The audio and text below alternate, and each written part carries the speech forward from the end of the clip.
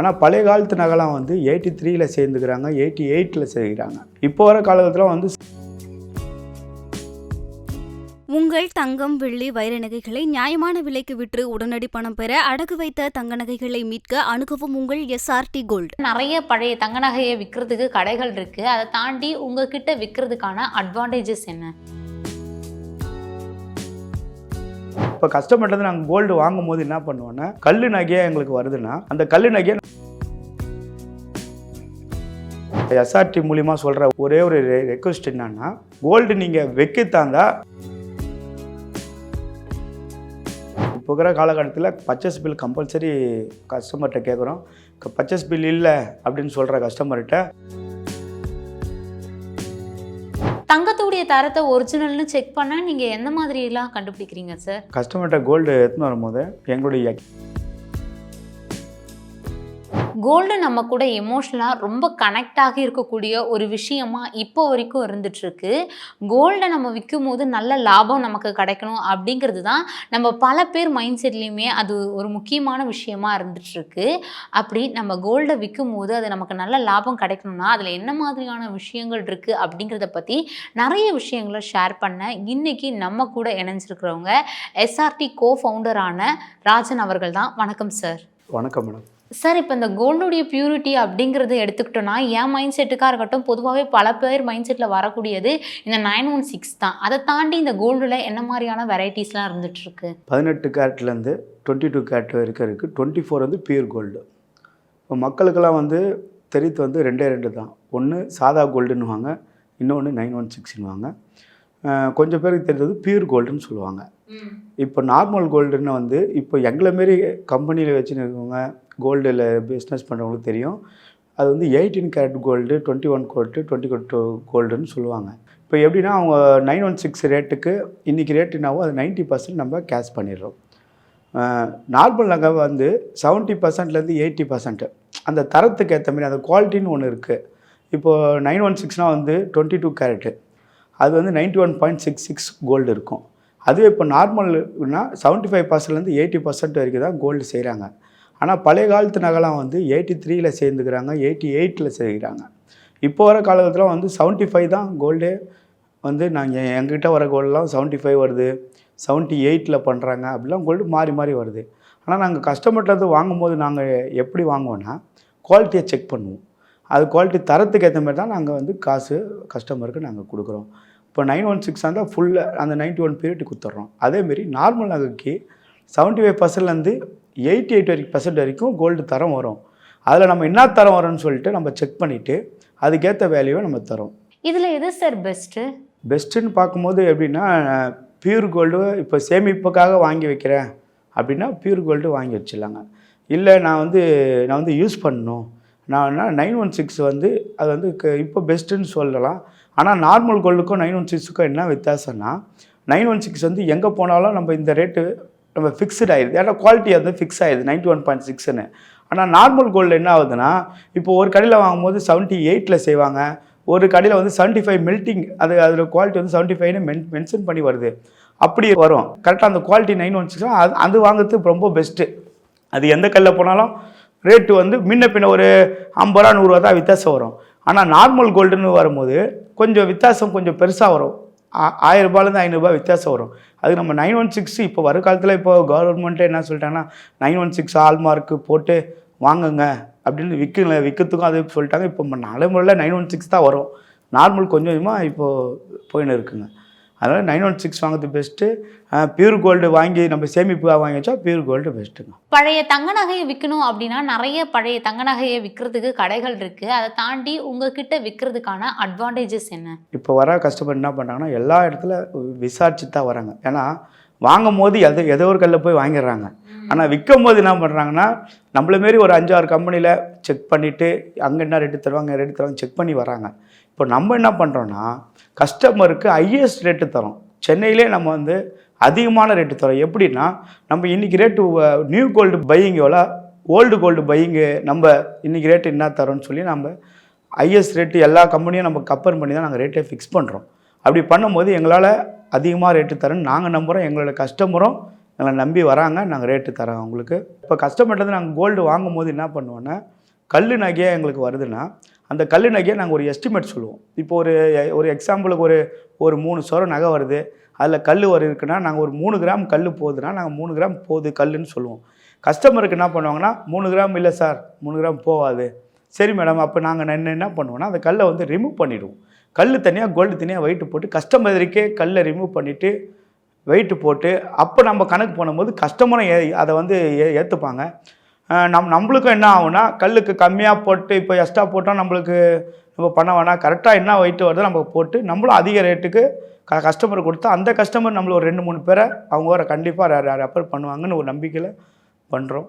இப்போ தங்க நகையை வேற ஒரு இடத்துல அடகு வச்சுருப்பாங்க, ஆனால் அந்த இடத்துல வந்து அவங்களுக்கு வந்து இன்ட்ரெஸ்ட் ரேட் கட்ட முடியாமல் போயிருக்கும், அது வந்து ஏலத்துக்கும் போகிற சுச்சுவேஷனும் வரும் இல்லையா? அப்படி இருக்கிற பட்சத்தில் நீங்கள் அந்த தங்க நகையை வாங்கிப்பீங்களா? நாங்கள் அது வாங்கிப்போம். எப்படின்னா எஸ்ஆர்டி மூலிமா சொல்கிற ஒரே ஒரு ரெக்வஸ்ட் என்னன்னா, கோல்டு நீங்கள் வைக்கத்தாந்தா ஒரு 1 இயரில் நான் வந்து ரிலீஸ் பண்ணிடுவேன், இல்லை நான் ஒரு 8 மாதத்தில் அதை வந்து நான் வச்ச நகையை நான் மூட்டுருவேன்னா விற்கலாம். அப்படி இல்லை, நான் உண்மையாகவே என்னால் இந்த சோர்ஸ் இல்லை, என்னால் மூட்ட முடியாது, நான் வச்சுட்டு அப்புறம் பார்க்கலான்னா அது ரொம்ப கஷ்டம். ஏன்னா ஒரு மாதோட இன்ட்ரெஸ்ட் கனெக்ட் பண்ணி அந்த 12 மாதம் 8 மாதம் இன்ட்ரெஸ்ட்டை போட்டால் நம்ம கோல்டு புது கோல்டே நம்ம அதுக்கு வாங்கியிருக்கலாம். இப்போ எங்களுக்கு வர கஸ்டமர் எப்படின்னா, எங்களுக்கு இப்போ பில்லை வந்து நாங்கள் வாட்ஸ்அப் பண்ண சொல்லுவோம். ஸ்ட்ரெயிட்டாக வர கஸ்டமர் ஸ்ட்ரெயிட்டாக வர சொல்லுவோம். அந்த பில்லு வந்தோன்னா நாங்கள் என்ன பண்ணுவோம், ஒரு எஸ்டிமேட் கொடுப்போம். அவங்க கஸ்டமர்கிட்ட கேட்போம் 916 சாதாவான்னு கேட்போம். அதுக்கேற்ற மாதிரி கால் கொஸ்டின் பண்ணி கஸ்டமருக்கு சொல்லுவோம்.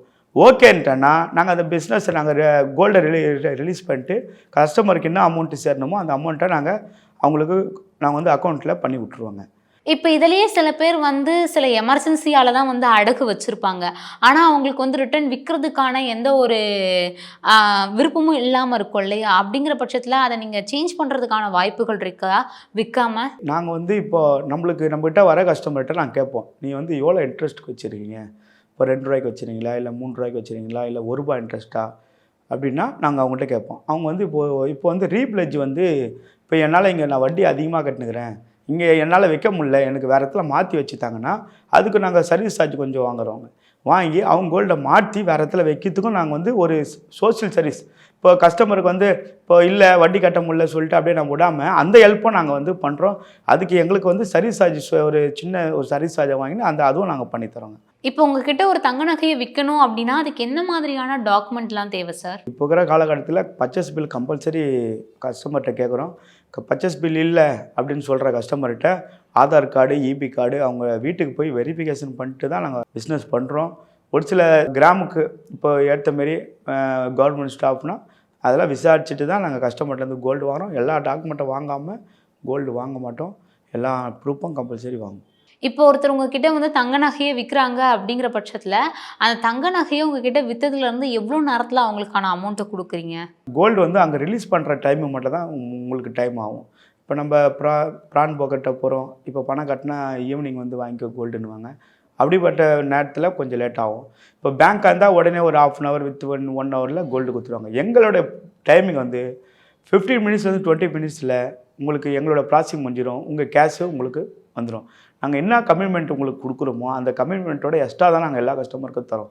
ஏன்னா கோல்டு பார்க்காம நாங்கள் எஸ்டிமேட்டை போட்டு தரோம். அந்த கோல்டை ரிலீஸ் பண்ணி கையில் வரும்போது தான் அது ஃபிக்ஸ்டு என்ன ரேட் வருதோ நாங்கள் கஸ்டமருக்கு தரோம். இப்போ இந்த அமௌண்ட்டை வந்து நீங்கள் கேஷாக கையில் தருவீங்களா, அப்படி இல்லைனா ஆன்லைன் பேமெண்ட்டா? கவர்மெண்ட் ரூல்ஸ் பிரகாரமாக 20,000 வரைக்கும் தான் கேஷ் தரணும். 20,000 மேலே பொறுத்து எல்லாமே அக்கௌண்ட்டில் தான் பண்ணணும். மேக்ஸிமம் கஸ்டமருக்கு இப்போ ஒரு வீடு வாங்குறாங்க, அவங்களாம் வந்து அக்கௌண்ட்டில் பண்ணால் அவங்களுக்கும் நல்லது.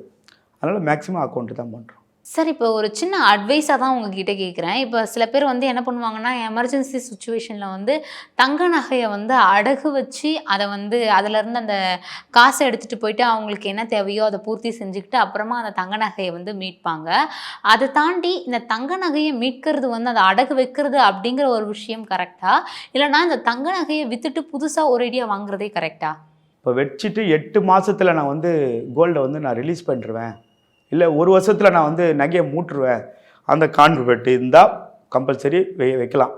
இல்லை வச்சா என்னால் மூட்ட முடியாது அப்படின்னு ஒரு எண்ணம் இருந்ததுன்னா கன்ஃபார்ம் விற்றுட்டு கோல்டு அந்த காசை நீங்கள் யூஸ் பண்ணி மறுபடியும் கோல்டு வாங்குறது நல்லது. சென்னை மட்டும்தான் நீங்கள் இந்த தங்க நகையை வாங்குறது இந்த மாதிரியான விஷயங்கள்லாம் பண்ணிட்டு இருக்கீங்களா, இல்லை சென்னையை தாண்டி மற்ற எந்தெந்த ஏரியாஸில் சார் இந்த மாதிரி தங்க நகையை வாங்குறதுலாம் பண்ணிட்டு இருக்கீங்க? சென்னை, திருவள்ளூர் பண்ணுறோம். நம்மளது ஒரு 3 பிரான்ச் இருக்குது. சென்னை ஃபுல்லாக வந்து டோர் ஸ்டெப் பண்ணுறோம் நாங்கள். இப்போ கஸ்டமர் நம்மளுக்கு வந்து கால் பண்ணி இங்கே இருக்குது, இந்த இடத்துல இருக்குன்னா அவங்க கோல்டு போட்டோ அனுப்ப சொல்லுவோம். அப்படி அவங்க பிளட்ஜ் பண்ணியிருந்தால் அந்த பில்லை அனுப்ப சொல்லுவோம். அனுப்பிச்சிட்டு செக் பண்ணிவிட்டு நாங்கள் அவங்க டோர் ஸ்டெப்பும் பண்ணுறோம் சென்னை, திருவள்ளூர். சார், நான் முதலியே சொன்ன மாதிரி இந்த கோல்டை வந்து நிறைய பேர் வாங்குறதுக்கான ரீசனே அது விற்கும் போது அது நமக்கு நல்ல லாபம் தரணும் அப்படிங்கிற ஒரு நோக்கத்தில் தான் அந்த கோல்டையே வாங்குவாங்க. அப்படி உங்ககிட்ட விற்கும் போது அதோடைய வேல்யூ நீங்கள் எந்த அளவுக்கு பெஸ்ட்டாக கொடுத்துட்ருக்கீங்க? 100% லாபம். ஏன்னா நீங்கள் வாங்கும் போது கோல்டு ரேட்டு கம்மி, இப்போ விற்கும் போது உங்களை கோல்டு ரேட்டு வருஷம் இன்க்ரீஸ் ஆகிட்டு தான் வருது. அப்போ நீங்கள் விற்கும் போது நல்ல ரேட்டு தான் உங்களுக்கு கம்பல்சரி வரும். நாங்கள் கோல்டு மட்டும் பண்ணல, வெள்ளி வாங்குகிறோம், டைமண்ட் வாங்குகிறோம். வெள்ளி அடகு வச்சுருந்தாலும் நாங்கள் அதை ரிலீஸ் பண்ணுறோம். எங்ககிட்ட எக்ஸ்பீரியன்ஸ் ஆள் இருக்கிறாங்க, 40 வருஷம் 50 வருஷம் எக்ஸ்பீரியன்ஸு கோல்டில். அவங்க செக் பண்ணி அதுக்கான வேல்யூவை அவங்க கொடுப்போம் நாங்கள். எத்தனை வருஷமாக நீங்கள் இந்த இண்டஸ்ட்ரியில் இருந்துகிட்ருக்கீங்க சார்? என்னுடைய எக்ஸ்பீரியன்ஸ் பார்த்தா ஒரு 10 இயர்ஸாக நாங்கள் ஒரு பெரிய கம்பெனியில் நாங்கள் ஒர்க் பண்ணோம். அங்கேருந்து வந்து இப்போ நாங்கள் தனியாக பண்ணுறாங்க. என்ன கூட இருக்கிற சார் வந்து 45 வருஷமாக அவருடைய எக்ஸ்பீரியன்ஸ் இருக்குது. இப்போ ஒருத்தர் உங்ககிட்ட காண்டாக்ட் பண்ணி என்னுடைய 5 சவரன் நகையை விற்கணும் அப்படின்னா அதுக்கு என்ன மாதிரியான ப்ரொசீஜர்ஸ்லாம் பண்ணிகிட்ருக்கீங்க? கோல்டு இருக்குது, சேல் பண்ணோன்னா இப்போ கஸ்டமராக நீங்கள் இப்போ நம்ம கஸ்டமராக இருக்கும்போது நம்மள ஒரு 5 இடத்துல விசாரிப்போம். விசாரிச்சுட்டு நம்மகிட்ட ரேட்டு கேட்பாங்க. ரேட்டு கேட்கும்போது நாங்கள் ஃபஸ்ட்டு கேட்குற கேள்வி என்னென்னா, கோல்டு கையில் இருக்கா இல்லை பேங்க்கில் அடகு வச்சுருக்கீங்களா? இப்போ பேங்க்கில் அடகு வச்சுருந்தேன்னா அந்த பில்லு அனுப்புங்கன்னு சொல்லுவோம். இல்லை எங்கள் கையில் இருக்குன்னா கோல்டு போட்டு அனுப்புங்கன்னு. அப்போது கோல்டை வந்து அவங்க வாட்ஸ்அப்பில் அனுப்பிச்சிட்டா உடனே எஸ்டிமேட் தரோம். நம்மகிட்ட விற்கணும்னு அவசியம் இல்லை. சென்னையில் இருக்கிற எல்லா கஸ்டமருக்கும் நாங்கள் என்ன சொல்கிறோன்னா, கோல்டு விற்கணும்னு நீங்கள் நினைக்கும் போது எங்கள் நம்பருக்கு 9164949916 வாட்ஸ்அப் பண்ணுங்கள். கோல்டு போட்டால் கிராமோ நீங்கள் அனுப்பிச்சிங்கன்னா இன்றைக்கி விற்றா என்ன ரேட்டு வருமோ நாங்கள் உடனே உங்களுக்கு வாட்ஸ்அப்லேயே ரேட்டே சொல்லிடுவோம். அதுமாரி இல்லை நான் வச்சுட்டு இருக்கிறேன்னு சொன்னால் அந்த பில்லை அனுப்பிச்சிங்கன்னா இன்றைக்கி அங்கே கட்டிட்டு மீதி அமௌண்ட் எவ்வளோ வரும்னு அதுவும் நாங்கள் வாட்ஸ்அப்லேயே உங்களுக்கு நாங்கள் எஸ்டிமேட் கொடுத்துருவோம். உங்களுக்கு ஓகேனா நாங்கள் சேட்டாக வந்து அந்த கோல்டை நாங்கள் ரிலீஸ் பண்ணி நாங்கள் பண்ணித்தரோம். நாங்கள் முன்னெல்லாம் வந்து என்ன பண்ணுவோன்னா, கோல்டு வச்சுட்டு நம்ம வந்து நம்மளால் மூட்ட முடியாமல் அப்படியே விட்டுருவோம். இப்போ அப்படி இல்லை, நம்ம கோல்டை வச்சுட்டா நம்ம ரிலீஸ் பண்ணதுக்கு இப்போ நம்மள மாரி நிறைய கம்பெனிங்க இருக்குது. அந்த நாலேஜ் வந்து எல்லாருக்கும் வந்துச்சு. வச்சுட்டு அப்படியே வட்டி கட்ட முடியலன்னு நம்ம விட்டுருவோம் அப்போல்லாம். இப்போ அப்படி இல்லை, எல்லாருக்கும் வந்து இன்றைக்கி கோல்டு ரேட் என்ன தெரிகிற அளவுக்கு கூகுளில் இப்போ எல்லாருக்கும் எல்லோரும் செல் யூஸ் பண்ணிட்டால இன்றைக்கி ரேட் என்ன காயில் ஏந்தோன்னா ஒரு 10-20 கிலோ ரேட் வரும்போது எல்லோரும் ரேட்டு பார்க்க ஆரம்பிச்சிட்டாங்க. இன்றைக்கி என்ன ரேட்டு விற்கத்தா இருந்தாலும் சரி, வாங்கத்தா இருந்தாலும் சரி, ரேட்டை வந்து நம்ம கூகுளில் செக் பண்ணுறோம். இப்போ வந்து நம்ம எல்லாருமே வந்து நாலேஜ் ரொம்ப அதிகமாகிடுச்சு. ஏன்னாட்டா ஃபஸ்ட்டு வச்சுட்டு அப்படியே மூட்ட முடியாமல் விட்டுருவோம். எவ்வளோ கோல்டு இப்போ நம்மளுக்கு தெரிஞ்சு நம்ம ஃப்ரெண்டுலாம் வந்து 50 லட்சம் 20 லட்சம் கோல்டை வச்சுட்டு மூட்ட முடியாமல் எவ்வளோ கோல்டு விட்டார். இப்போ இதேமாரி கம்பெனிங்க வரும்போது இப்போ ஆக்சுவலி நாங்கள் வந்து ஒரு சோஷியல் சர்வீஸ் தான் பண்ணுறோம். ஏன்னா நாங்கள் இப்போ வேஸ்ட்டாக இப்போ நகையை விட்டால் அப்படியே வேஸ்ட்டாக ஏலத்துக்கு போயிடும். நாங்கள் என்ன பண்ணுறோன்னா அதை ரிலீஸ் பண்ணி கஸ்டமருக்கு மீதி அமௌண்ட் என்ன வருமோ அதை நாங்கள் கஸ்டமருக்கு நாங்கள் தரோம். தங்கத்துடைய தரத்தை ஒரிஜினல்னு செக் பண்ணால் நீங்கள் எந்த மாதிரியெல்லாம் கண்டுபிடிக்கிறீங்க சார்? இப்போ கஸ்டமர்கிட்ட கோல்டு எடுத்துன்னு வரும்போது எங்களுடைய எக்ஸ்பீரியன்ஸில் ஆள் இருக்கிறாங்க. நம்மளோட அப்ரைசர் வந்து என்ன பண்ணுவார்னா, கோல்டை ஃபஸ்ட்டு அதோட தரத்தை தான் ஃபஸ்ட்டு வெயிட்டு பார்ப்போம். வெயிட்டு பார்த்ததுக்கப்புறம் கோல்டோட தரம் பிரிப்போம். நார்மல் நகையும் 916 தனித்தனியாக பிரித்து அதுக்கு ஒரு எஸ்டிமேட் கஸ்டமர் கொடுப்போம். அது கோல்டு செக் பண்ணிட்டு வந்து மிஷின் இருக்கு, எங்ககிட்ட மிஷின் இருக்குது. மிஷின்லேயே குவாலிட்டி என்னான்னு மிஷின்லேயே தெரிஞ்சிடும். அது 18 கேரட்டா 19 கேரட்டா இல்லை 14 கேரட்டா 22 கேரட்டா 916 மிஷினில் தெரிஞ்சிடும். பார்த்துட்டு கஸ்டமருக்கு என்ன வேல்யூ வருமோ நாங்கள் எஸ்டிமேட் கொடுப்போங்க. தங்கத்தை பற்றி நிறைய விஷயங்களை ரொம்பவுமே இன்ட்ரெஸ்டிங்காக எங்கள் கூட இவ்வளோ நேரம் ஷேர் பண்ணிக்கிறதுக்கு ரொம்ப நன்றி சார். தேங்க்யூ. உங்கள் தங்கம், வெள்ளி, வைர நகைகளை நியாயமான விலைக்கு விற்று உடனடி பணம் பெற அடகு வைத்த தங்க நகைகளை மீட்க அணுகவும் உங்கள் SRT கோல்டு.